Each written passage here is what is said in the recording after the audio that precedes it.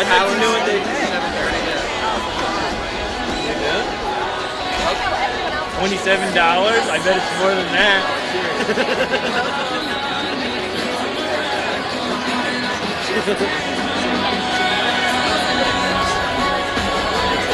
Activist and actress from the Divergent series, Shailene Woodley.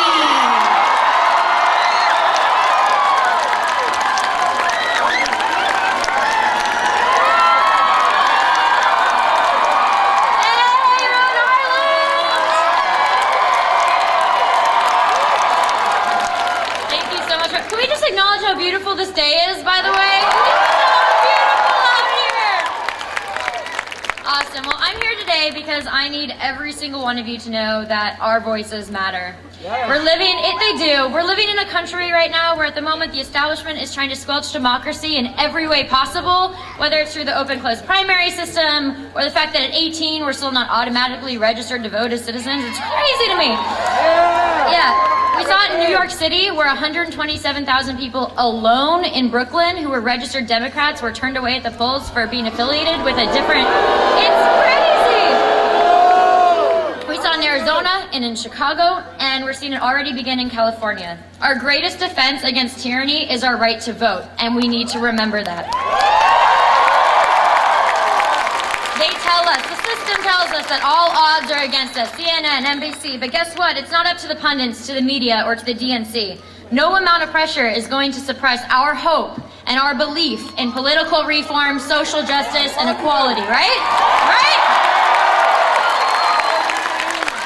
Look, it's easy to dismiss change because change isn't easy in itself. It requires us to tear things apart and really deeply examine it and figure out what's not working and how we can come up with better solutions to guarantee that all for the greater good of all people. And our society sort of breeds us into fear, right? They want us to be fearful because they want us to conform. But conformity did not win the Revolutionary War. Conformity did not win women the right to vote. Conformity did not win the fight for civil rights. Action did.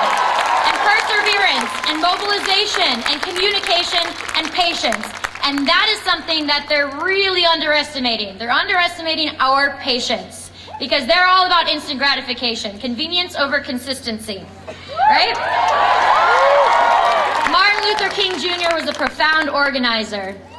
Mandela was a profound organizer, and Bernie Sanders is a profound organizer.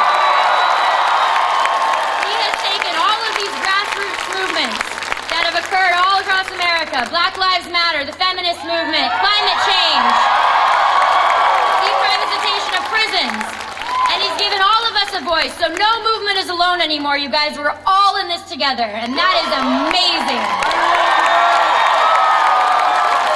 For far too long, our elected officials have been representing their best interests and corporate interests over that of the American people. And we've allowed it. But you know what? Enough is enough. We're not going to allow it anymore. So the first step in changing all of that is getting Bernie in office, right? The man who was an activist before he was a politician. The man who is an activist as a politician. The man who stands up for the 99%.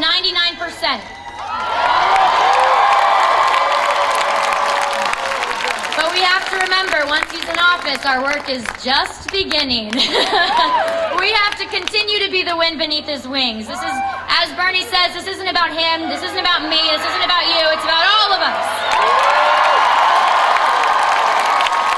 So, I think it's fair to assume that everybody here is going to go to the polls on Tuesday and vote, right? All right, it's easy to come to these rallies and feed off this energy and feel really good about what we're a part of. But it's also our job to make sure that we get more people to the polls. When Bernie has high voter turnout, he wins. And that's what has to happen in Rhode Island. We have to show the rest of America that we're on their side and we're all in this together.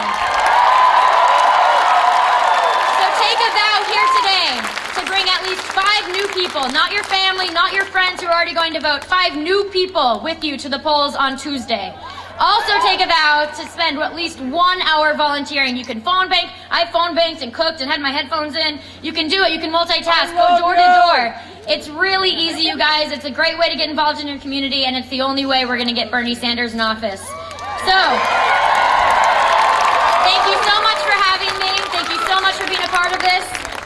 And I believe in you. I believe in me. I believe in us. And it is now my honor to introduce to you the conductor, the maestro of this incredible orchestra,